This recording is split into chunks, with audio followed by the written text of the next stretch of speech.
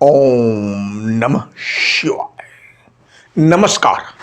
मैं हूं एस कुमार, अंक विज्ञान विशेषज्ञ। यूट्यूब के इस चैनल में आपका हार्दिक स्वागत है। आप सभी का हार्दिक अभिनंदन है। जी हाँ, पार्ट 3 अंक 8 तथा अंक 7 या अंक 7 एवं अंक 8, इस अंक के रहस्य को जितना भी खोला जाए बहुत ही कम है। पूरी जिंदगी अगर इस अंक के रहस्य को खोला जाए तो इस अंक के रहस्य को बताने में जिंदगी ही कम पड़ जाएगी, क्योंकि अंक 7 अर्थात केतु ध्वजा है जो ब्रह्मांड को दर्शाता है। वहीं अंक 8 ध्वजा का स्तंभ जिसके सहारे ध्वजा लहराता रहता है। दोनों ही एक दूसरे के पूरक है। चूंकि अंक 7 केतु अर्थात ध्वजा अर्थात ब्रह्मांड और ब्रह्मांड के रहस्य को खोलना या बताना मात्र 3 एपिसोड में अपने आप में असंभव है। फिर भी कोशिश की गई है जितना हो सकता है इसके अंदर के रहस्य को बताने की, समझाने की। इस भाग में आपको यह भी बताने जा रहा हूं, इस अंक के जीवन के 2 पार्ट। मनुष्य, पहली बात तो पहले पार्ट में ही मनुष्य इतना टूट जाता है, जीवन के दूसरे पार्ट तक पहुंच ही नहीं पाता है। और जो दूसरे पार्ट तक पहुंच जाता है, समझ लें उन्हें ब्रह्मांड की सारी खुशियां मिल जाती है जो एक मानव को चाहिए। इस भाग में आपको यह भी बताने जा रहा हूं, दूसरा पार्ट मानव के किस उम्र से शुरू होता है, इसलिए इस वीडियो को अंत तक जरूर देखें।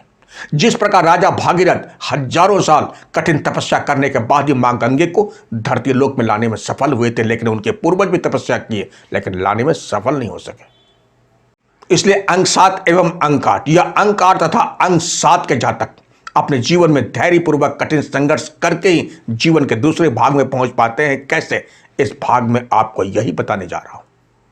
चूंकि अंक 7 अर्थात केतु ध्वजा है और ध्वजा ब्रह्मांड को दर्शाता है, इसलिए संपूर्ण ऊर्जा का केंद्र शिखर दर्शन अर्थात ध्वजा का दर्शन करने से ब्रह्मांड की ऊर्जा मानव के अंदर प्रवाहित हो जाती है। इसलिए अंक 7 अपने आप में ब्रह्मांड की ऊर्जा को दर्शाता है और यही ब्रह्मांड की ऊर्जा स्वयं ईश्वर को दर्शाता है। चूंकि अंक 8 ध्वजा का स्तंभ है और स्तंभ के सहारे ही ध्वजा लहराता रहता है। अंक 8 का भौतिक रूप है, इसलिए अंक 8 के मानव के साथ ब्रह्मांड की ऊर्जा अंक 7 के द्वारा प्रवाहित होती रहती है। बस धैर्यपूर्वक सहन शक्ति के साथ, धैर्य ही अपने आप में तपस्या है, इसलिए अपने जीवन में ध्वजा अर्थात अंक 7 की ऊर्जा अपने अंदर धैर्यपूर्वक प्रवाहित होने दें। यह ऊर्जा विद्युत की भांति होता है, इसलिए हर मानव के लिए इस ऊर्जा को सह पाना बहुत ही कठिन होता है, असंभव होता है। जो मानव विद्युत रूपी ऊर्जा को अपने अंदर प्रवाहित कर लेता है, समाहित कर लेता है, उस मानव के अंदर ब्रह्मांड की ऊर्जा, ब्रह्मांड की सारी शक्तियां ऊर्जा के रूप में प्रवाहित हो जाती है और वह मानव ईश्वरीय रूप के समान हो जाता है। क्योंकि ध्वजा अर्थात अंक 7 केतु के द्वारा अंक 8 अर्थात मानव का संबंध ईश्वर से जुड़ जाता है, देवों का देव महादेव से जुड़ जाता है। और जब एक बार जुड़ जाता है, फिर स्वतः ही धरती लोक की सारी खुशियां उसके अधीन हो जाती है, जैसा वह चाहता है। और यहीं से अंक 8 तथा अंक 7 या अंक 7 एवं अंक 8 की युति के द्वारा मानव के जीवन का दूसरा अध्याय शुरू हो जाता है। जहां जीवन के पहले अध्याय में दुख, कष्ट, जिल्लत की जिंदगी, एक एक पैसे के लिए मोहताज, आंसू पी पी कर जीवन का गुजारा सब समाप्त हो जाता है। इसलिए दूसरे अध्याय तक पहुंचने के लिए क्या करें क्या नहीं करें, यह भी जानना अंक 8 तथा अंक 7 या अंक 7 एवं अंक 8 के जातक को समझना बहुत ही जरूरी है। तभी आप दूसरे अध्याय तक पहुंच पाएंगे। क्योंकि दूसरे अध्याय के शुरुआत में ही, या यूं कह सकते हैं दूसरे अध्याय के शुरू होने पर, आपको दूसरे अध्याय के फल को पाने के लिए भी आपको परीक्षाएं देनी होगी। जिस प्रकार राजा हरिश्चंद्र को सत्यवादी राजा हरिश्चंद्र की उपाधि तब मिली जब वह सत्य के राह पर डटे रहकर अंतिम चरण की परीक्षा पास कर ली थी।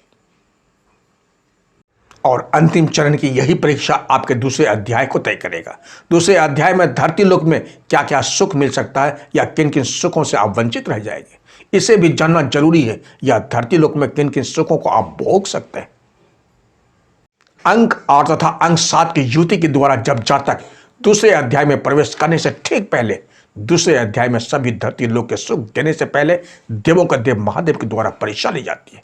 महादेव देखना चाहते हैं, जानना चाहते हैं, इतने दुख कष्ट की जिंदगी जीने के बावजूद अपनी खुद की ही जिंदगी से कुछ सबक भी लिया है कि नहीं। जिंदगी के दूसरे अध्याय शुरू होने से पहले ऐसी स्थिति परिस्थिति की भूमिका तैयार हो जाती है जिससे दिल, दिमाग, शरीर सभी से मोह भंग होना शुरू हो जाता है। और यही मोह भंग चाहे पति हो या पत्नी, घर, परिवार, रिश्तेदार, सभी से मोह भंग होना अत्यंत जरूरी है, क्योंकि यही मोह भंग आपको अकेले ही उस दुनिया में ले जाएगा जहां संसार के सारी खुशियां आपके दामन में आ जाएगी। अगर आप पूर्ण रूप से मोह भंग कर लिए तो, सिर्फ मोह भंग करने की बात कर रहा हूं, अलग होने की बात नहीं कर रहा, तो पहले अध्याय से जीवन के दूसरे अध्याय में प्रवेश कर जाएंगे। अगर आप ऐसा नहीं कर पाए, मोह भंग की जगह जरा सा भी लगाव रह गया, तो जिंदगी के किसी भी उम्र में वही पहली अध्याय जैसी शुरू हो जाएगी जो अत्यंत कष्टदायी होगा। क्योंकि पहले अध्याय में अंक 8 तथा अंक 7 या अंक 7 या अंक 8 के युतिक होने से घर, परिवार, रिश्तेदार, पति पत्नी सब प्रेत श्राप से जुड़े हुए हैं। प्रेत आत्माओं का अपना लोक होता है जो आपको पहले अध्याय में प्रभावित किया हुआ था। इसलिए दूसरे अध्याय में आने से पहले इन सभी आत्माओं के प्रति मोह भंग का होना अत्यंत जरूरी है, क्योंकि ये सभी शरीर रूपी धारण किए हुए हैं जो प्रेत श्राप के द्वारा अपना जीवन व्यतीत कर रहे हैं।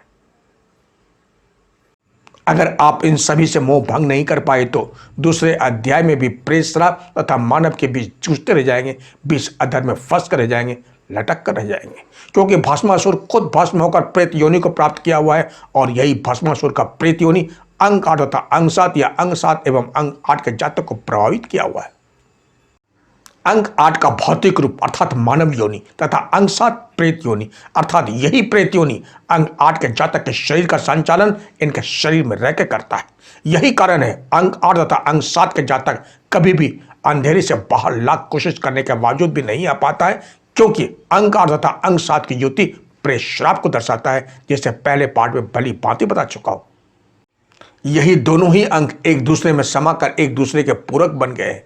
इसी को अलग करना बहुत जरूरी है, और यह तभी हो सकता है जब आपका इन सभी से मोह भंग होगा। इसमें चूक नहीं होनी चाहिए, क्योंकि अब समय आ गया है प्रेत योनि अर्थात प्रेत श्राप से मुक्त होकर मानव योनि में प्रवेश करने का। दूसरी परीक्षा रसोई का भंडार गृह। चूंकि देवों का देव महादेव ने भी माता अन्नपूर्णा से सिर्फ अन्न की भिक्षा लिए थे, इसलिए दूसरे अध्याय में रसोई के भंडार गृह को पूर्ण रूप से भरकर रखें। विशेष तौर से आटा, दूसरे सामग्री के साथ आटा पर्याप्त मात्रा में रसोई में होना बहुत जरूरी है, क्योंकि पहले अध्याय में आंसू पी पी कर अपना जीवन यापन किए हैं। इसलिए अगर आप ऐसा नहीं कर पाए तो जिस खाद्य सामग्री की कमी दूसरे अध्याय में होगी, विशेष तौर से आटा की, आपकी हालत ऐसी हो जाएगी चाहे आप रसोई के भंडार गृह में 50 केजी 100 केजी आटा बेशक क्यों न लाकर रख दें, लेकिन जब आटा समाप्त होने पर वही दुकान से 1-1 किलो आटा लाकर ही गुजारा करने की सारी जिंदगी नौबत आ सकती है समय समय पर। क्योंकि अंक 8 तथा अंक 7 के युति के जातक शरीर रूपी प्रेतात्मा है, और प्रेतात्मा को ना ही भूख लगती है और न ही प्यास। इसलिए सामने भोजन होने के बावजूद भोजन करने का समय नहीं मिलता या मन नहीं करता। पानी पास में होने पर भी पानी पी नहीं सकता, प्यास लगी रहती है लेकिन पी नहीं पाता। भोजन भी 1-2 लिवाला खाते ही भूख प्यास सब मिट जाती है। जब भी इन्हें अच्छा भोजन करने का अवसर मिलता है, इनके मुखमंडल से स्वतः ही निकल जाता है आज पेट भर के भोजन खाया है या किया है। और ये सब पुरुष हो या स्त्री वर्ग के जातक, शादी के बाद ही यह प्रभाव शुरू होता है, इससे पहले नहीं। साथ ही साथ अंक 7 अर्थात केतु मंगल के समान ही उष्ण वाला छाया ग्रह है अर्थात अग्नि तत्व। इसलिए अपने रसोई घर में अतिरिक्त गैस सिलेंडर की कमी नहीं रहने दें। कई बार स्थिति परिस्थिति के अनुसार सिलेंडर नहीं भरवा पाते हैं तथा भोजन बनाते समय गैस समाप्त हो जाता है और खाना बीच में रह जाता है। इसे भी ध्यान में रखना अति आवश्यक है, क्योंकि केतु उष्ण वाला छाया ग्रह है। रसोई घर में अग्नि तत्व का रहना अर्थात गैस सिलेंडर का अतिरिक्त रहना भी अति आवश्यक है। तभी आप मानव जीवन में संतुलन बना पाएंगे, तभी आप अपने मानव जीवन में संतुष्ट रह पाएंगे। प्रेत आत्माओं को तो भोजन नहीं चाहिए, लेकिन बिना भोजन के अंक 8 जिनका भौतिक रूप है, यह शरीर बिना भोजन पानी के कैसे चल सकता है। इसलिए जब भी शादी ब्याह पार्टी में मन लायक भोजन करने का अवसर मिलता है, शरीर रूपी अंक 8 जी भरकर अपनी इच्छानुसार तरह तरह के पकवान खाकर संतुष्ट हो जाते हैं, और ये शब्द अनायास ही मुंह से निकल पड़ता है, आज पेट भर के भोजन किया। तीसरी और अंतिम परीक्षा। दूसरे अध्याय में आप सिर्फ आपको ही इस अध्याय में अकेले इस सफर पर चलना और चलना ही होगा। इस अध्याय में आपको अपना रास्ता खुद ही ढूंढना होगा।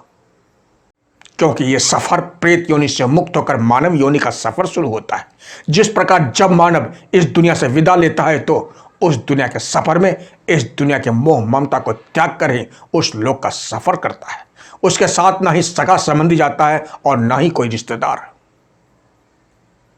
जो मोह माया ममता को त्याग नहीं पाते हैं वो ना तो इस लोक के रहते हैं और ना ही उस लोक के, शून्य में ही लटक कर रह जाते हैं। इसलिए दिल दिमाग को सुदृढ़ कर मोह माया ममता को त्याग कर दूसरे अध्याय के सफर पर आपको चलना ही होगा। तभी आपकी काया पलटेगी, तभी आप आकाश को अपनी मुट्ठी में कर पाएंगे, धरती लोक के सभी सपनों को पूरा कर पाएंगे। और यह तीनों ही परीक्षाओं में मोह भंग कर उत्तीर्ण होना ही होना है आपको। तीनों में से जिस भी परीक्षा में आप फेल होंगे उससे संबंधित समस्या आपके दूसरे अध्याय में जिंदगी भर रहेगी ही रहेगी। लेकिन यह भी तय है, जिंदगी के दूसरे अध्याय में रुपया पैसा धन दौलत बंगला गाड़ी की कमी नहीं रहेगी।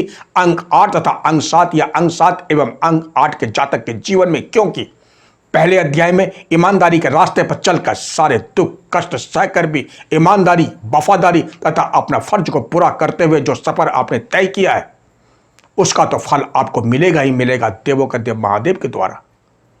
भस्मासुर को वरदान प्राप्त होने पर उसने सिर्फ चाहा था कि जो वरदान मुझे महादेव के द्वारा मिला है उसमें कितनी सच्चाई है, बस सिर्फ यही चाह महादेव के सिर पर हाथ रखकर जानना चाहता था। अज्ञानता बस, जिसका मूल्य भस्मासुर को खुद भस्म होकर चुकाना पड़ा। इसलिए अंक 8 तथा अंक 7 की युति जबकि प्रेत श्राप को दर्शाता है। बहुत जी लिए प्रेत श्राप को, बहुत श्राप को भुगत लिए युगों युगांतर से। वरदान भस्मासुर को बहुत कठिन तपस्या के बाद मिला था। वो चाहता था मैं अजर रहूं, अमर रहूं, लेकिन यह संभव नहीं था देवों के देव महादेव के लिए वरदान देना, क्योंकि धरती लोक में जो भी शरीर धारण कर आया है उसे जाना ही होगा। इसलिए भस्मासुर ने यह वरदान मांग लिया, आखिर था तो राक्षस ही ना, जिसके सिर पर हाथ रखूं वो भस्म हो जाए, अर्थात धरती लोक में मुझे मारने वाला ना हो। और अपने ही युति से वह भस्म हो गया श्री हरि की युति के द्वारा। और परिणाम क्या हुआ? धरती लोक में युगों युगांतर से मानव शरीर होने पर भी प्रेत श्राप को भुगत रहे हैं, दुख कष्ट को भोग रहे हैं, मानव होते हुए भी श्राप से ग्रस्त है। चूंकि श्री हरि विष्णु जी देवी मोहिनी का रूप लेकर भस्मासुर को खुद के सिर पर हाथ रखने के लिए मजबूर कर दिया।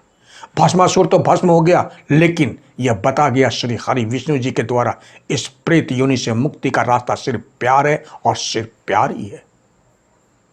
इससे मुक्ति सिर्फ प्यार देने वाला ही निकाल सकता है, क्योंकि प्यार के छल के द्वारा ही भस्म किया गया था। इसलिए उम्र के पहले अध्याय में पति हो या पत्नी, पत्नी हो या पति या अन्य, अंक 8 तथा अंक 7 या अंक 7 एवं अंक 8 के जातक जितना प्रेम प्यार चाहेगा उसे छल ही मिलेगा, उसके प्यार की कदर नहीं की जाएगी।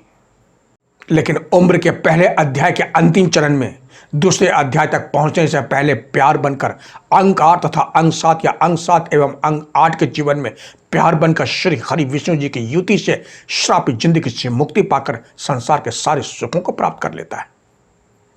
क्योंकि इनके जीवन में प्यार और प्यार सिर्फ प्यार बनकर प्यार इनके जीवन में प्रवेश करता है, जो सारे श्रापित जिंदगी से मुक्त कर देता है। संसार के सारी खुशियां जिससे वंचित थे वो मिलना शुरू हो जाता है, क्योंकि महर्षि गौतम ऋषि के श्राप से जब अहल्या पत्थर की बनी थी तब अहल्या महर्षि गौतम जी से पूछी थी इस श्राप से मुक्ति कब मिलेगी। तब महर्षि गौतम जी ने कहा था जब त्रेता युग में रामचंद्र जी के पांव लगने से तुम्हें मुक्ति मिलेगी, और हुआ भी ऐसा ही। प्रभु रामचंद्र जी के पांव लगते ही अहल्या श्राप से मुक्त हो गई और देवलोक चली गई। ये सभी बातें बहुत ही गहराई लिए हुए हैं। हम मानव अपनी जिंदगी को समझकर भी समझना नहीं चाहते, क्योंकि ये भौतिकवाद का युग है। हम सभी को चाहिए पैसा धन दौलत लग्जरी जिंदगी, गहराई ली हुई बातों से हमें कोई मतलब नहीं। तो इस भाग में इतना ही। अगले भाग 4 पार्ट 4 में बताऊंगा अंक 8 तथा अंक 7 एवं अंक 8 का संबंध देवों के देव महादेव से क्यों है और कैसे। शुक्राचार्य के आराध्य देवों के देव महादेव होने के बावजूद शुक्राचार्य महादेव पर असुर सेना के द्वारा आक्रमण कर देते हैं। आखिर क्यों महादेव के सोने के लंका रावण ने दान में ले लिया। आखिर इन सभी का संबंध अंक 8 तथा अंक 7 या अंक 7 एवं अंक 8 के जातक से क्यों है, तथा अगले भाग में महा उपाय भी बताने जा रहा हूं, तथा जीवन का दूसरा अध्याय किस उम्र के पड़ाव में आता है। बस आप हमारे चैनल के साथ बने रहें। अब तक आपने मेरे चैनल को सब्सक्राइब नहीं किए हैं तो इसे जरूर करें तथा बेल आइकन को जरूर दबाएं ताकि जब भी नया वीडियो अपलोड होगा इसकी जानकारी आपको पहले मिल जाएगी। एवं लाइक, शेयर तथा कमेंट बॉक्स में जाकर कमेंट जरूर करें। तो इसी के साथ आप स्वस्थ रहें, मस्त रहें, सदा खुश रहें। अगर आपको व्यक्तिगत जानकारी चाहिए तो आप मेरे मोबाइल नंबर पर संपर्क कर अपॉइंटमेंट ले सकते हैं।